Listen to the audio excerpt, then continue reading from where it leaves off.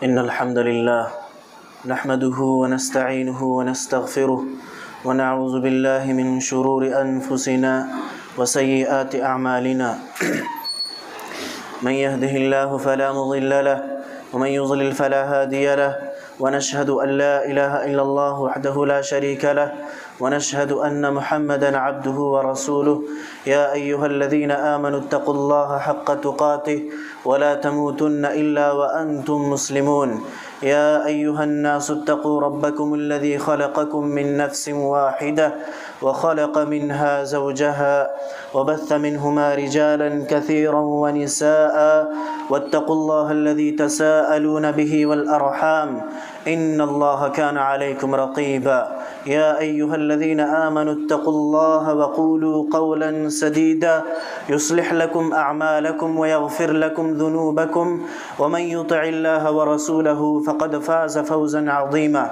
أما بعد فإن خير الحديث كتاب الله وخير الهدي هدي محمد صلى الله عليه وسلم وشر الأمور محدثاتها وكل محدثة بدعة وكل بدعة ضلالة وكل ضلالة في النار أعوذ بالله السميع العليم من الشيطان الرجيم بسم الله الرحمن الرحيم قاف والقرآن المجيد بل عجبوا أن جاءهم منذر منهم فقال الكافرون هذا شيء عجيب أإذا متنا وكنا ترابا ذلك رجع بعيد قد علمنا ما تنقص الأرض منهم وعندنا كتاب حفيظ بل كذبوا بالحق لما جاءهم فهم في أمر مريج أفلم ينظروا إلى السماء فوقهم كيف بنيناها وزيناها وما لها من فروج والأرض مددناها وألقينا فيها رواسي وأنبتنا فيها من كل زوج بهيج تبصرة وذكرى لكل عبد منيب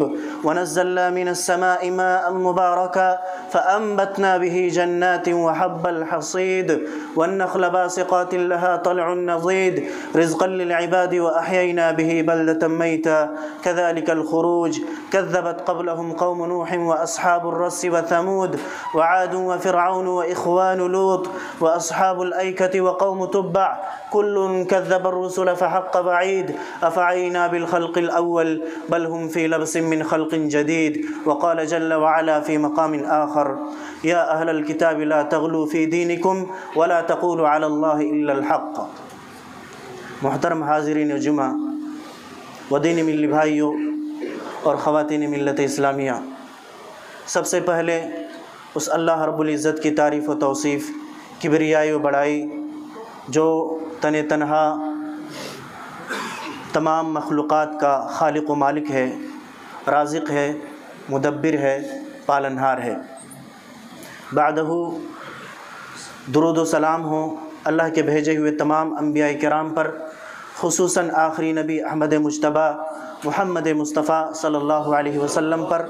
اللہم صلی علی محمد وعلی آل محمد کما صلیت علی ابراہیم وعلی آل ابراہیم انک حمید مجید اللہم بارک علی محمد وعلی آل محمد کما بارکت علی ابراہیم وعلی آل ابراہیم انک حمید مجید۔ دوستو اور ساتھیو،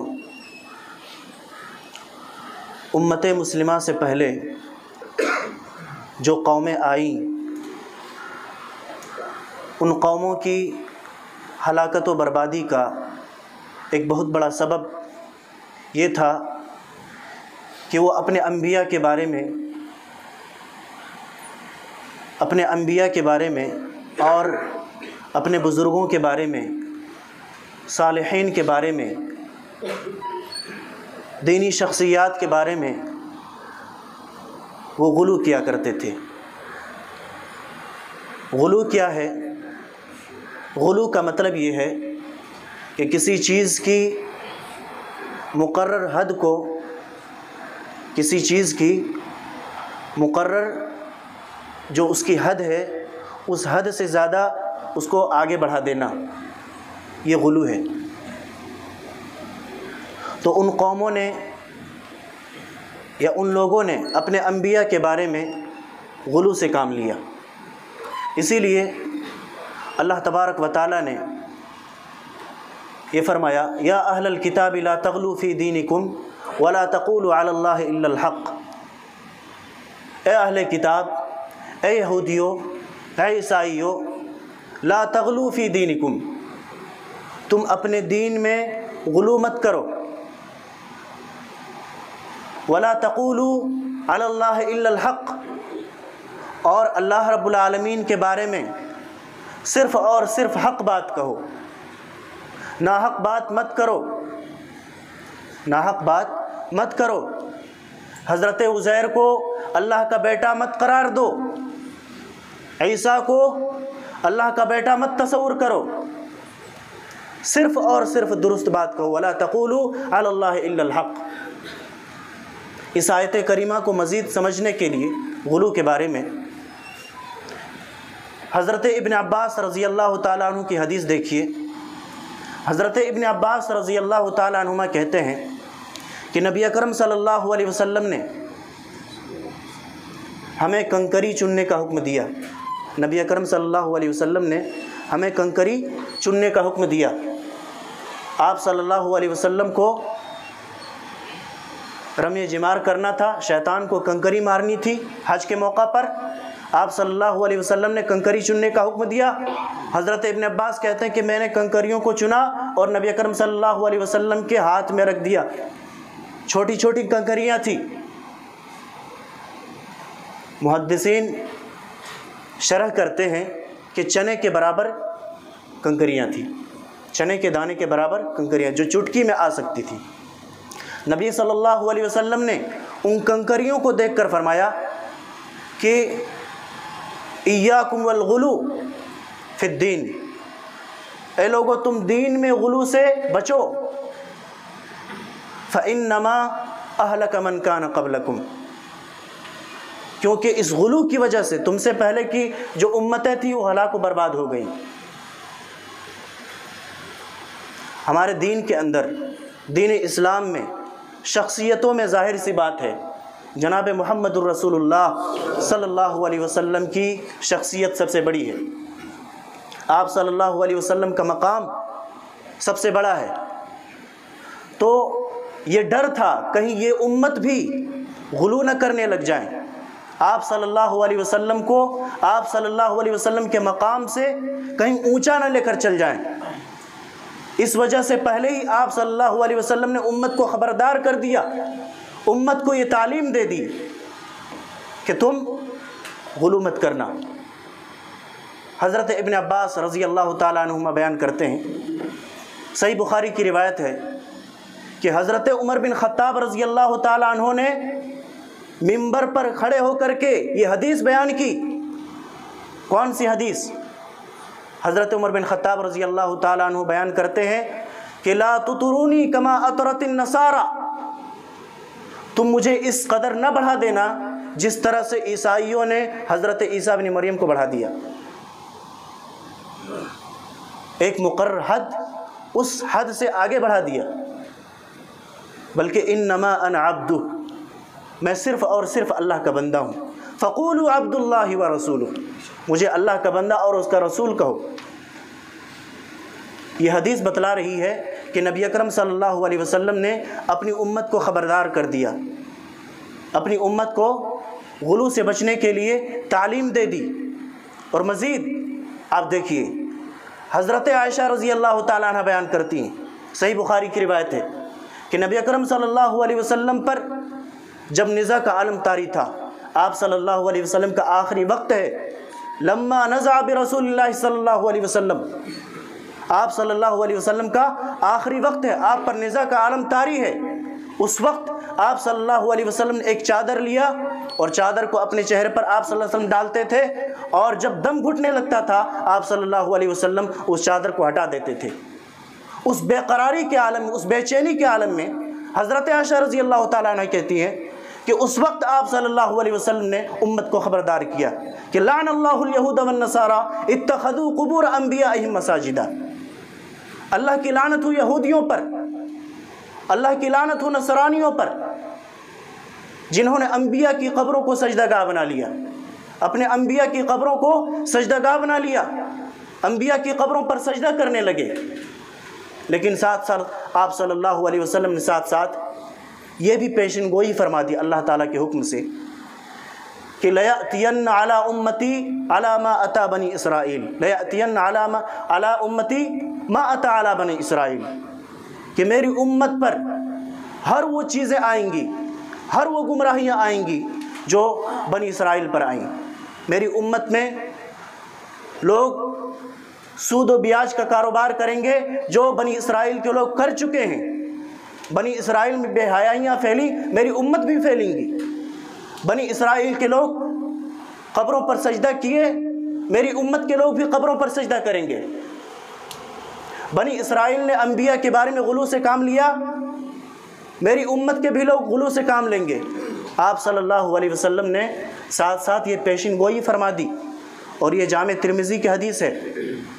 میرے بھائیوں، یہ ربیع الاول کا مہینہ چل رہا ہے۔ ربیع الاول کے مہینے کو بہت سارے مسلمان جشن والا مہینہ تصور کرتے ہیں، اور کہتے ہیں کہ اس مہینے کی 12ویں تاریخ کو نبی اکرم صلی اللہ علیہ وسلم کی پیدائش ہوئی، نبی اکرم صلی اللہ علیہ وسلم کی ولادت ہوئی، اس لیے ہم 12ویں تاریخ کو جشن مناتے ہیں۔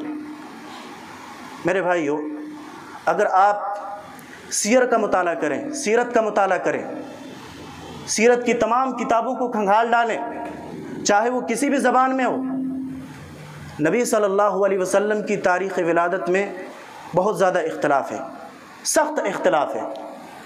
تاریخ ولادت میں بہت زیادہ اختلاف ہے۔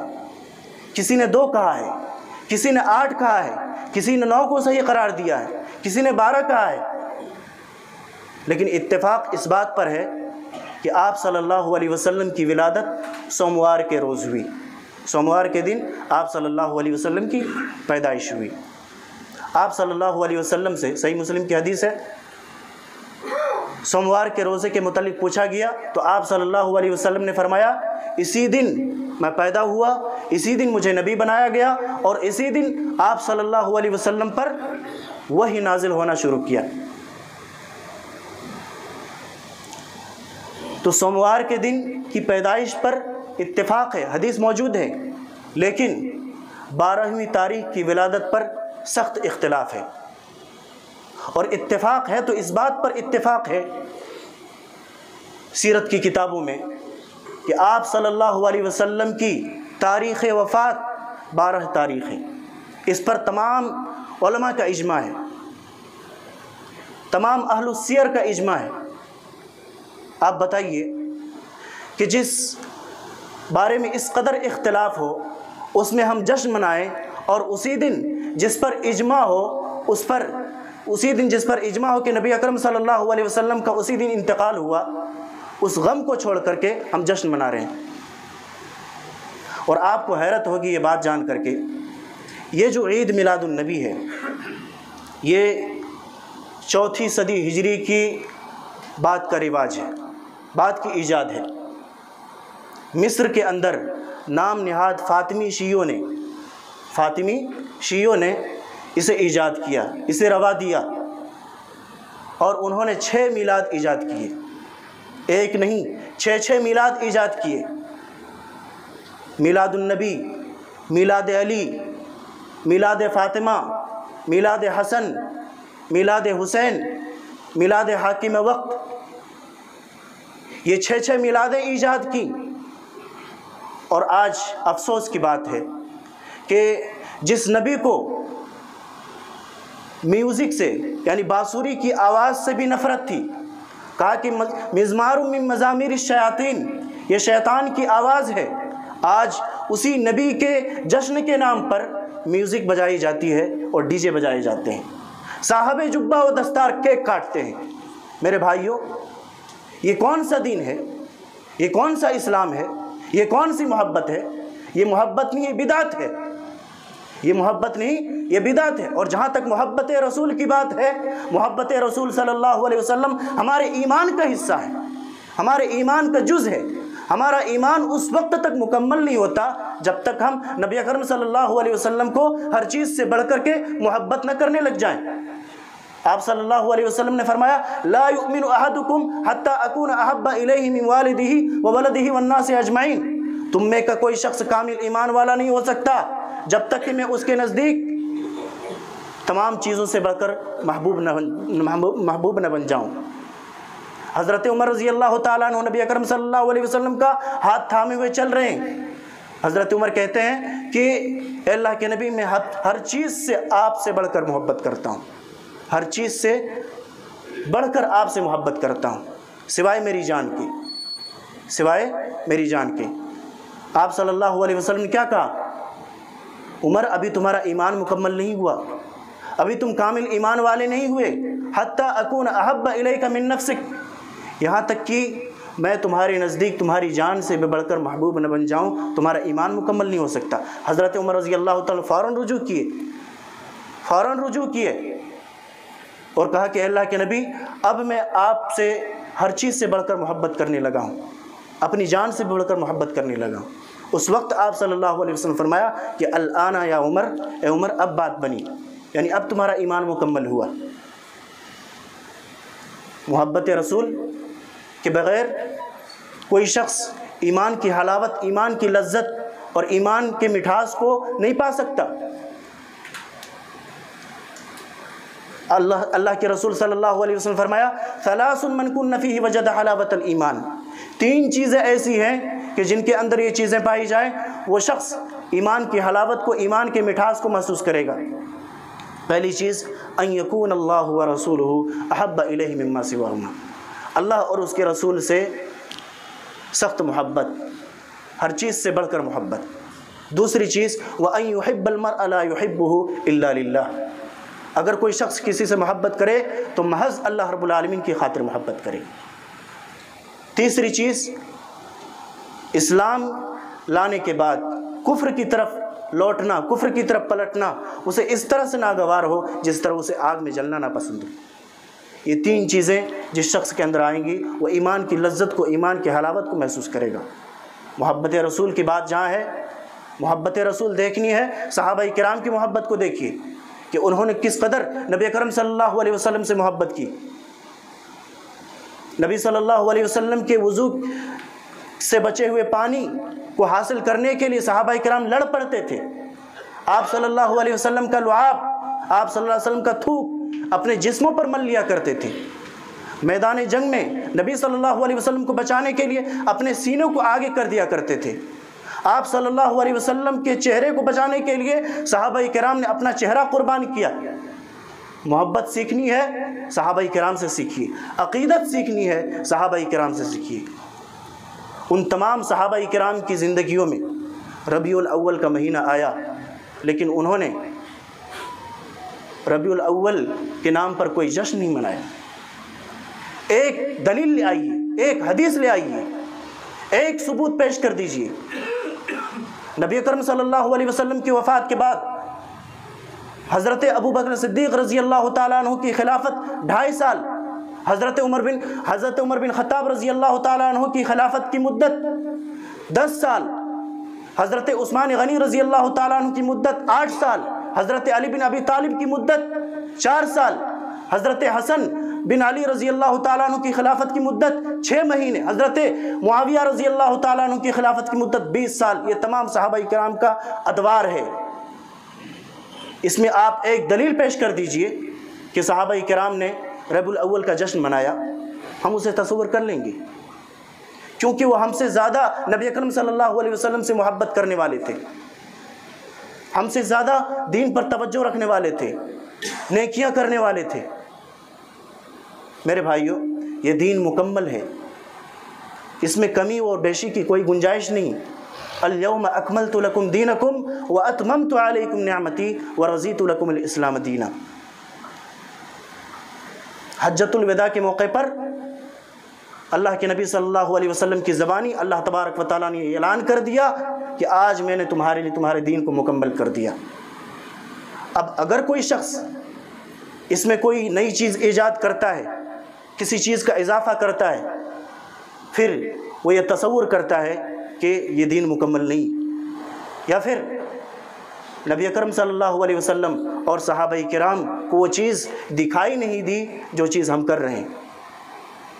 اسی لیے امام مالک رحمۃ اللہ علیہ کہتے ہیں کہ من ابتدع فی الاسلام بدعۃ، جو کوئی شخص اسلام میں کوئی بدعت ایجاد کرے، کوئی نئی چیز ایجاد کرے، یراہا حسنتاً، اور اسے اچھا جانے، اسے اچھا جان کر اس پر عمل کرے، فقد زعم ان محمدًا صلی اللہ علیہ وسلم خان الرسالہ، تو انہوں نے گویا کہ یہ گمان کیا، ان کا یہ عقیدہ ہوا کہ نبی اکرم صلی اللہ علیہ وسلم رسالت کا حق ادا نہیں کیا۔ اور اس کے بعد امام مالک رحمۃ اللہ علیہ نے اس آیت کریمہ کی تلاوت کی، الیوم اکملت لکم دینکم واتممت علیکم نعمتی ورضیت لکم الاسلام دینا، اور فرمایا کہ جو اس وقت دین نہیں تھا، جو چیز اس وقت دین نہیں تھی، وہ آج بھی دین نہیں ہو سکتی، وہ آج بھی دین نہیں ہو سکتی۔ نبی صلی اللہ علیہ وسلم کی پیدائش کا جشن منانے والے یہ کہتے ہیں کہ چونکہ اللہ رب العالمین نے قرآن کریم کے اندر بیان فرمایا وَأَمَّا بِنِعْمَةِ رَبِّكَ فَحَدِّثْ، وَأَمَّا بِنِعْمَةِ رَبِّكَ فَحَدِّثْ، تم اپنی رب کی نعمتوں کو بیان کرو۔ اور نبی صلی اللہ علیہ وسلم کی بعثت، نبی صلی اللہ علیہ وسلم کا پیدا ہونا یہ بہت بڑی نعمت ہے، اس وجہ سے ہم یہ جشن مناتے ہیں۔ میرے بھائیو، اللہ رب العالمین ساتھ ساتھ یہ بھی بیان فرمایا وَإِن تَعُدُّوا نِعْمَةَ اللَّهِ لَا تُحْصُوهَا، تم اللہ رب العالمین کی نعمتوں کو شمار نہیں کر سکتے، تم اللہ رب العالمین کی نعمتوں کو شمار نہیں کر سکتے۔ آپ صلی اللہ علیہ وسلم مکے سے ہجرت کر کے مدینہ گئے، یہ بہت بڑی نعمت ہے صحابہ کرام کے لیے۔ مکہ کو فتح کیا، یہ بہت بڑی نعمت ہے۔ ہم مذہب اسلام میں پیدا ہوئے، یہ بہت بڑی نعمت ہے۔ تم کن کن نعمتوں پر جشن مناؤ گے؟ ہر نعمت پر جشن مناؤ۔ یہ بھی کہتے ہیں کہ بچے کی پیدائش ہوتی ہے تو خوشی مناتے ہیں، خوشی کا وقت ہوتا ہے، تو نبی صلی اللہ علیہ وسلم کی پیدائش پر ہم خوش کیوں نہ ہو؟ میرے بھائیو، اسلام نے اس کا طریقہ بتلا دیا ہے کہ بچے کی پیدائش پر خوشی منانا ہے یا خوش ہونا ہے، 7ویں دن عقیقہ کرو، 7ویں دن عقیقہ کرو۔ اور آپ تو ربیع الاول کا جشن ایک بار نہیں مناتے ہیں، ہر سال مناتے ہیں۔ عقیقہ ہم ایک بار کرتے ہیں، عقیقہ ہم ایک بار کرتے ہیں۔ اسی لیے جب آپ سورہ کہف کی تلاوت کریں گے، اور آج بہت سارے لوگ کیے ہوں گے انشاءاللہ، تو اس میں اللہ رب العالمین نے بیان فرمایا قُلْ هَلْ نُنَبِّئُكُمْ بِالْأَخْسَرِينَ أَعْمَالًا الَّذِينَ ضَلَّ سَعْيُهُمْ فِي الْحَيَاةِ الدُّنْيَا وَهُمْ يَحْسَبُونَ أَنَّهُمْ يُحْسِنُونَ صُنْعًا، اے نبی کیا میں ان لوگوں کے بارے میں نہ بتلاؤں، اے نبی کیا میں ان لوگوں کے بارے میں خبر دوں یا بتلاؤں جو عمل کے اعتبار سے خسارے میں ہیں، گھاٹے میں ہیں، نقصان میں ہیں۔ الذین ضل سعیہم فی الحیات الدنیا، جن کی محنتیں اسی دنیا میں بیکار چلی جائیں گی، رائے گاں اور ختم ہو جائیں گی۔ وہم یحسبون انہم یحسنون صنعا، اور وہ اس گمان میں اس پر عمل کر رہے ہوں گے کہ یہ بہت اچھا عمل ہے، یہ بہت بہترین عمل ہے۔ فلا نقیم لہم یوم القیامۃ وزنا، آگے اللہ رب العالمین دوسری آیت میں فرمایا کہ یہ ایسا عمل ہوگا کہ قیامت کے دن میزان میں اس کو وزن نہیں کیا جائے گا، اس کی کوئی حیثیت نہیں ہوگی، تو یہ ایسا عمل ہے۔ اگر کوئی شخص یہ کہے کہ یہ جذبہ اچھا ہے، بہت سارے لوگ کہتے ہیں کہ یہ جذبہ بہت اچھا ہے، میرے بھائیوں جذبے کی کوئی قدر نہیں، جذبے کی اسلام کے اندر کوئی حیثیت نہیں جب تک کہ دلیل نہ آ جائے، جب تک کہ عمل صالح نہ ہو۔ سورہ کہف کی آخری آیت میں اللہ رب العالمین فرمایا فَلْيَعْمَلْ عَمَلًا صَالِحًا وَلَا يُشْرِكْ بِعِبَادَةِ رَبِّهِ أَحَدًا۔ فَلْيَعْمَلْ عَمَلًا صَالِحًا، تم اللہ کو راضی کرنا چاہتے ہو، اللہ کو خوش کرنا چاہتے ہو، یوم لقاء پر تمہارا ایمان ہے، اللہ سے ملاقات پر تم امید رکھتے ہو ملاقات کی، تو فَلْيَعْمَلْ عَمَلًا صَالِحًا، تمہیں چاہیے کہ تم عمل صالح کرو، صالح عمل کرو۔ صالح عمل کیا ہے؟ جس عمل پر نبی اکرم صلی اللہ علیہ وسلم کا مہر ہو، وہ صالح عمل ہے۔ اور یہ کیسی عید ہے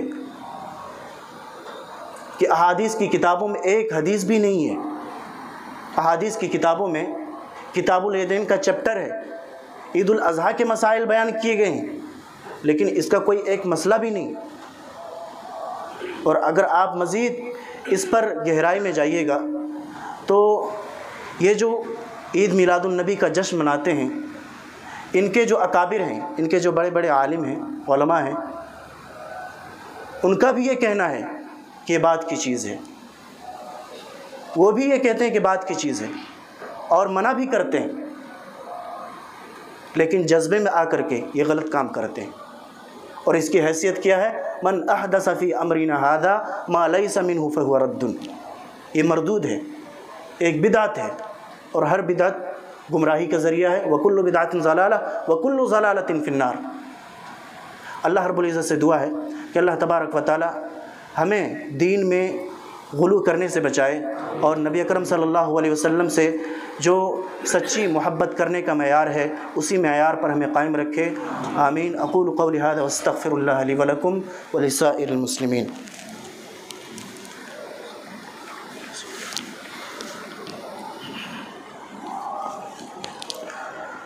ان الحمد للہ وحدہ والصلاة والسلام علی من لا نبی بعدہ۔ اعوذ باللہ من الشیطان الرجیم۔ ان اللہ وملائکتہ یصلون علی النبی یا ایہا الذین آمنوا صلوا علیہ وسلموا تسلیما۔ اللہم صل علی محمد وعلی آل محمد کما صلیت علی ابراہیم وعلی آل ابراہیم انک حمید مجید۔ اللہم بارک علی محمد وعلی آل محمد کما بارکت علی ابراہیم وعلی آل ابراہیم انک حمید مجید۔ ان اللہ یأمر بالعدل والإحسان وإیتاء ذی القربى وینہی عن الفحشاء والمنکر والبغی یعظکم لعلکم تذکرون۔ اذکروا اللہ یذکرکم وادعوہ یستجب لکم ولذکر اللہ اکبر واللہ یعلم ما تصنعون۔